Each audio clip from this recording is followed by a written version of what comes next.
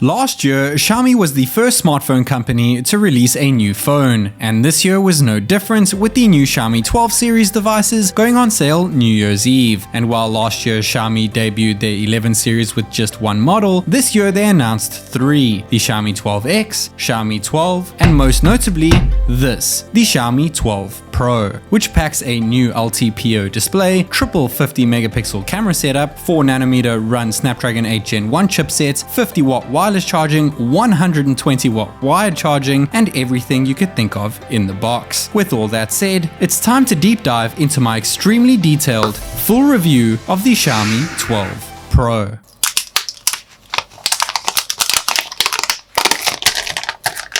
The Xiaomi 12 Pro comes in 4 different color variants. You can pick it up in a blue, a pink, which is actually labeled purple, a black, all of which are frosted glass, or the version that I have, which is green, and it is indeed vegan leather. Doesn't quite look green, it looks more grayish than greenish to me, but I kind of like the elegant, subtle style of it. Nevertheless, slapping on that case, which comes included in the box, not many phones do that these days. It is a silicone case and it's not the classiest around, but it's something to use on day one. Though if you do pick up the vegan leather variants, I don't suggest you use it since it feels so darn good on the tip of your finger. We are of course paired with a 4600 mAh battery. We have 120 watt wired charging this time around, which can supposedly charge within 18 minutes, which we're going to test out right now. And before we get going with it, we do have a boost charging speed option over here. If the screen looks dim, it's because I have it set to auto brightness. I've also disabled optimized charging, and we're starting things off at 1% because Xiaomi devices at 0% take a good 2 or 3 minutes to actually boot up from 0 for some strange reason. Nevertheless, kickstarting things off over here, making sure we set to 1%. You can see that wonderful 120 watt charging symbol on the device, that animation. At the bottom left, we do have a wattage meter, and it's not really hitting anything past 100 watts. We reached 50% in just 6 minutes and 49 seconds, which is great. 12 minutes and 9 seconds to get to 80%, which is absolutely fantastic. Trickling off all the way to 100%. We didn't see 120 watts on that charging watt meter on the left-hand side, but we reached 100% in just 17 minutes and 32 seconds. But it doesn't really seem like that new charging chip did much to aid in temperature, since it gained 28.6 degrees in Celsius. Other than the new charging chip, we do have a new mainstream chip, that being Qualcomm's latest 4nm run Snapdragon 8 Gen 1 chipset. Also have a new vapor chamber on board, as well as LPDDR5 RAM, UFS 3.1 storage, but unfortunately there is no IP68 dust and water resistance certification like we saw on the Xiaomi Mi 11 Pro. I really thought this was going to be a new standard for Xiaomi. Nevertheless, we are still treated to that wonderful Gorilla Glass Victus display. We do have an aluminum frame wrapping around the device, as well as a Gorilla Glass back or a vegan leather back, whichever one you decide to pick up. Just bear in mind that the vegan leather is a tad bit thicker, though it is a tad lighter too. And arguably the star of the show is the triple 50 megapixel setup, that being an ultra-wide main and telephoto. The ultra-wide and telephoto both using the same sensor, that being a ISOCELL JN1 sensor, and the main sensor treated to the world's first smartphone running a Sony IMX707 sensor, which is the only lens over here which supports optical image stabilization. And hopping straight into the 50 megapixel native ultra-wide shot, looks pretty good. Bin down 12.5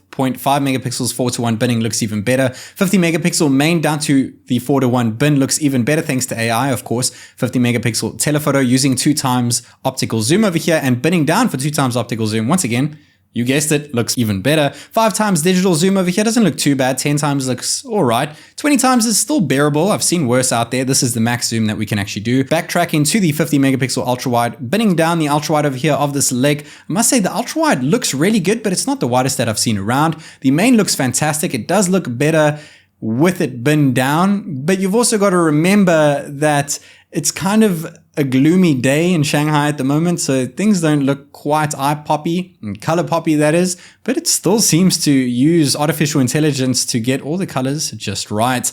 We do have a portrait mode over here, which actually zooms in by 2 times using that telephoto lens, optically of course, and shooting of this little Xiaomi character over here is pretty much perfect edge detection for him. We can also use a full body mode, though this uses the main sensor for portrait mode. It still looks pretty good. And though we've seen macro modes on Xiaomi devices, even macro lenses, for some strange reason, there's no macro mode around this time around.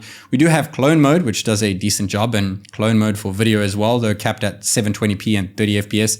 It pretty much clones as it says. We have bokeh mode as well as magic zoom mode, which uses 2 lenses. Pretty nifty if you ask me. And we do have 720p 30 FPS time freeze mode, and it's still in the works, I guess you could say. Parallel world mode, shot at 1080p 30 FPS. This is one of the coolest features I've ever seen on a device. Not to mention this, a freeze frame mode. I didn't have someone to work with, but that lady seemed to do the job just right. 8K 24 FPS is the highest res that we have. 4K 60 FPS is the smoothest frame rate that we have. And ultra wide can do 4K 60 as well, all 3 of which I just showed you using the movie frame mode. Switching to regular mode over here, ultra wide 4K 60 FPS, nice and smooth, super clear over here. And of course we also have 4K 60 frames per second using the main camera, which looks even better than the ultra wide sensor since we're using that IMX 707 sensor. 8K 24 FPS without the movie frame looks fantastic, though I really wish we could get 8K 60 FPS. Hopefully this changes going forward. Steady video mode off. Now it is on, but it seems to be zooming in by 2 times, and our steady video pro mode seems to be going to ultra wide.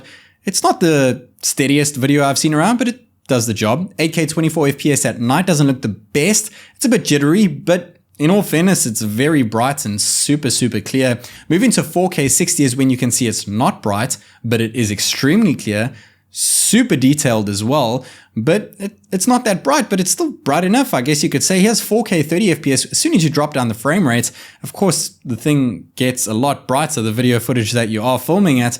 It does a decent job, as you can see, with 4K 60 FPS ultra wide. Once again, it looks like it's night, and it is night. It's 10 PM when I recorded this video, so 30 FPS looks even better, but I would stick to 60, and I don't say that very often because 60 is usually way too dark at night, but we do have a night video mode option, of course, capping things at 30 FPS over here.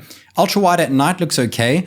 And yes, the new Snapdragon chipset does apparently boast 5 times better night photography, and it seems to do an absolutely fantastic job with ultra wide and with the main sensor. When it comes to optical zoom, it looks okay, though you really have to keep your hand steady. As you can see with 5 times digital over here, a little bit of a shaky hand gives you a pretty bad image. 10 times digital zoom is the actual max zoom that we can use for night mode. We can still zoom to 20 times at night, but not with night mode. It looks okay. Here is an ultra wide again. Now we're gonna zoom into that moon over there. Super moon mode is only available from 5 times, so we use night mode all the way up to 5 times. Now flicking to super moon zoom over here, it looks okay. It looks a bit artificial if you ask me. The sky looks a bit too black. 20 times is the max that you can do with super moon zoom. And we do have night mode photography for close-up subjects, which looks all right too. I guess you could kind of say that the camera system of this device is more than on par with other flagships around. We have a power button and volume rock on the right-hand side, as well as a dual SIM 5G standby tray at the bottom. No expandable storage, though we do have a water-resistant seal, even though there is no IP certification. Unfortunately, USB 2.0 speeds at the bottom. First dual speaker at the bottom, second dual speaker at the top, paired by Harman Kardon and software by Dolby Atmos, and we still have an IR blaster, but unfortunately no headphone jack. We do have a 26mm selfie camera, and this time around it is 32 megapixels up from last year's 20 megapixels, and it does a pretty fantastic job, better than other phones I've seen out there with 60 megapixel cams, and honestly the portrait mode looks almost near perfect. What's up guys, this is Tech Nick, and today I'm currently out and about testing out the photos and videos on the brand new Xiaomi 12 Pro. At the current point in time, we are testing out the selfie video on the Xiaomi 12 Pro. It is capped at 1080p and 60 FPS. Unfortunately, even though it is a flagship of 2022, there is no 4K selfie video recording. Of course, there's 4K at the back, but nothing for the selfie, but 60 FPS at 1080p is still pretty decent if you ask me.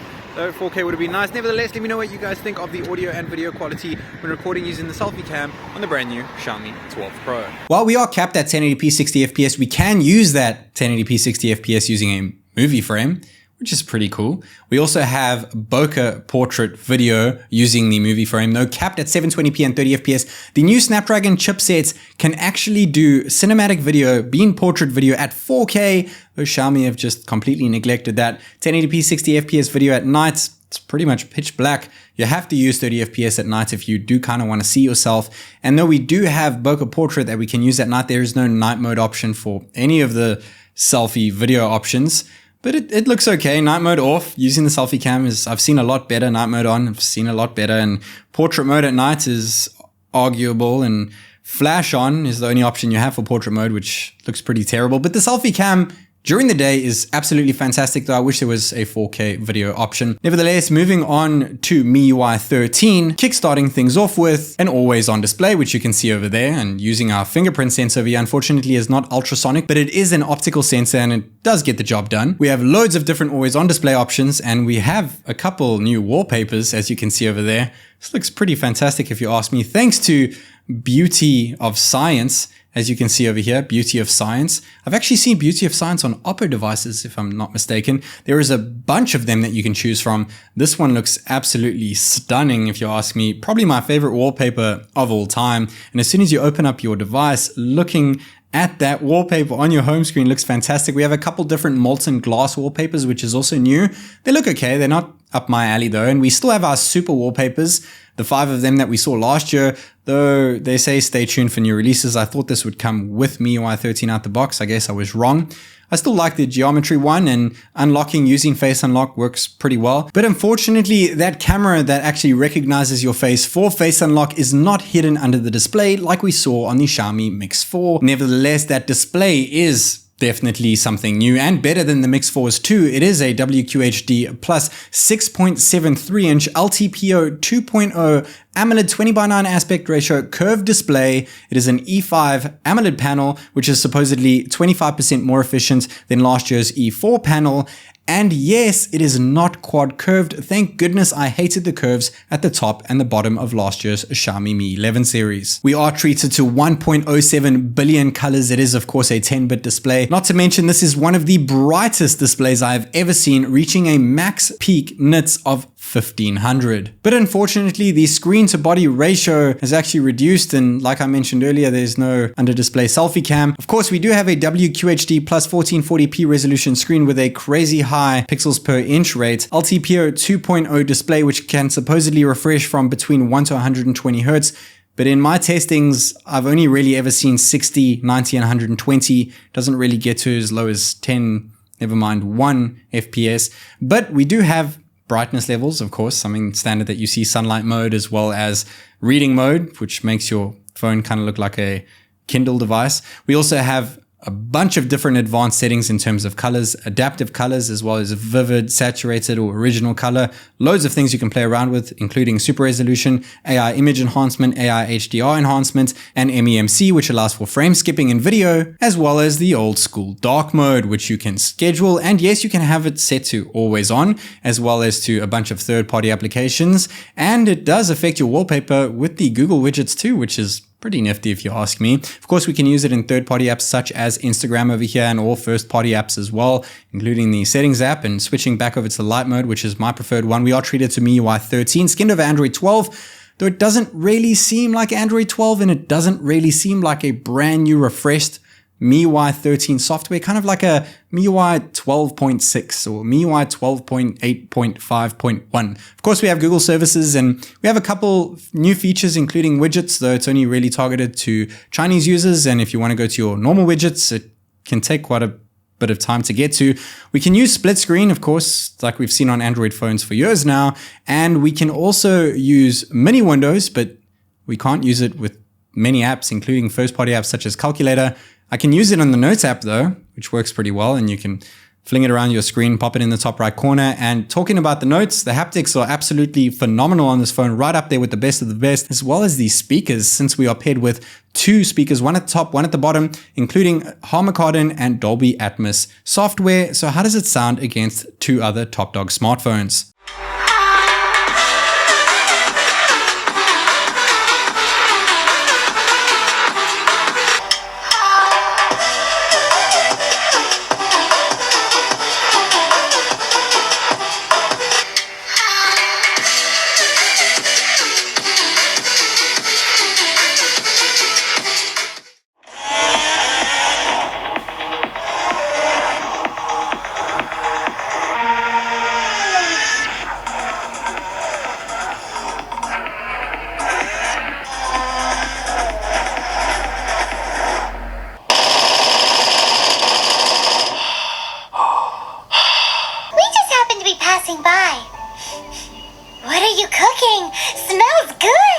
Now we do still have Game Turbo, which is a game overlay. Unfortunately, no FPS counter included, though you can enable it within the developer options. You can also bring up some shortcuts to apps, and we're going to be maxing out the settings over here for Genshin Impact starting up, as I mentioned, FPS counter in the developer options only on Xiaomi devices, and running Genshin Impact on the highest possible graphics setting. Remember, the game is capped at 60 FPS, so even though the phone can boost all the way up to 120 FPS, we're capped at 60. But the strange thing is we're only reaching between 26 and 54 frames per second, whereas the Motorola Edge X30 that has the same chipset inside it, that being the Snapdragon 8 Gen 1, was sitting way above that in terms of min and max. And the same goes for Bullet Force, but Bullet Force has an unlimited FPS cap, and the Xiaomi can reach up to 122 FPS, while the Motorola could reach up to 128. But you got to bear in mind that that has a 144 Hz display. When it comes to real racing, while the Motorola did make use of that unlimited FPS cap, the Xiaomi 12 Pro seems to be capping at 60. Hopefully this does get fixed with future software updates, because you really want a game on 120 FPS when you actually have a 120 Hz display. Talking about the chipset, however, of course we have that new Snapdragon 8 Gen 1. So what does that mean for benchmarks? Well, we're going to kickstart things off with checking out the battery, but before we do that, click on performance mode so that we can get through all these benchmarks with it enabled. Check out the percentage at the start, which is 75%, as well as the temperature, and we're going to see how much temperature is gained, as well as how much the battery has drained in terms of percent and milliamp hours per minute drainage. We are running AnTuTu over here, AnTuTu version 9 to test out GPU and CPU, and now moving on to Geekbench version 5 to test out only CPU, and 3 mark Wildlife. We're doing the standard Wildlife since we've done Wildlife Extreme in my recent speed test. Make sure you check that out. And going into battery drain over here, it drained by a crazy 11%, giving us a 33.73 milliamp hour per minute drainage, which is actually worse than the crazy high 31.25 on the Motorola Edge X30. And in terms of temperature, it gained 26.7 degrees in Celsius, whereas the Motorola gained 27.5, which was above the Xiaomi. But that kind of gives us an idea that this is not really about the phone, but more about the chipset, meaning that Qualcomm have not really kept things cooler this time around. But when it comes to scores, the Xiaomi 12 Pro did incredible with just shy of 1 million points. Beating it though was the Motorola Edge X30. However, the Motorola Edge X30 was beat by the Xiaomi 12 Pro in my initial unboxing, getting a score of 1,007,512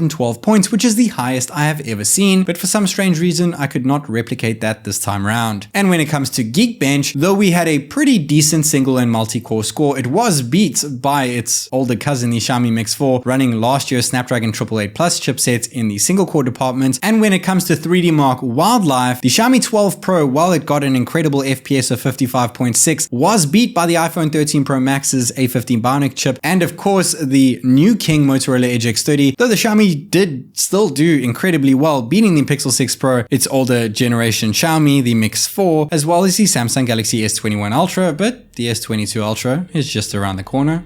Just saying. The Xiaomi 12 Pro is one of the most attractive smartphones I have ever set my eyes on, thanks to its stunning green vegan leather backplate, even if it's more of a grey than a green. From the elegant Xiaomi logo to the revised camera module, I can safely say that this is the classiest Xiaomi device I have ever held. Inside that new camera bump sits 3 more than capable 50 megapixel sensors, with the star of the show of course being that new Sony IMX707 main sensor, which takes incredible photos and videos in all different lighting conditions. Sitting under that huge main lens is 2 equally capable ISOCELL JN1 sensors, which take fantastic ultra-wide shots, though not the widest around, and superb optical zoom shots, though the absence of a periscope lens is a bit disheartening, not to mention the lack of 4K video from the selfie cam. The selfie camera itself, while taking great photos, is not hidden underneath the display like its cousin the Mix 4. Once in the phone, we are treated to new software that is said to focus more on optimizations rather than new features, and while it does feel a tad more optimized,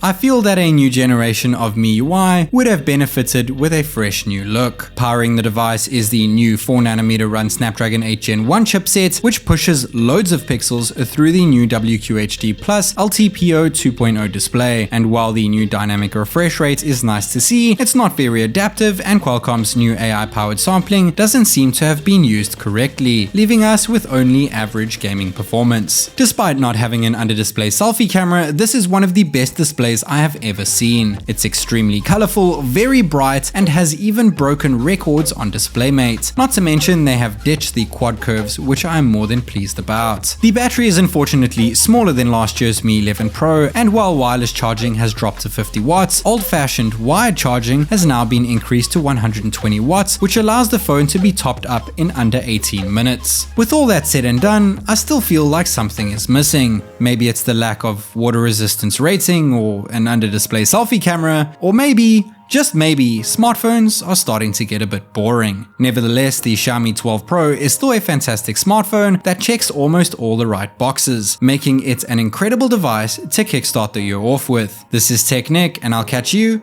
in the next one.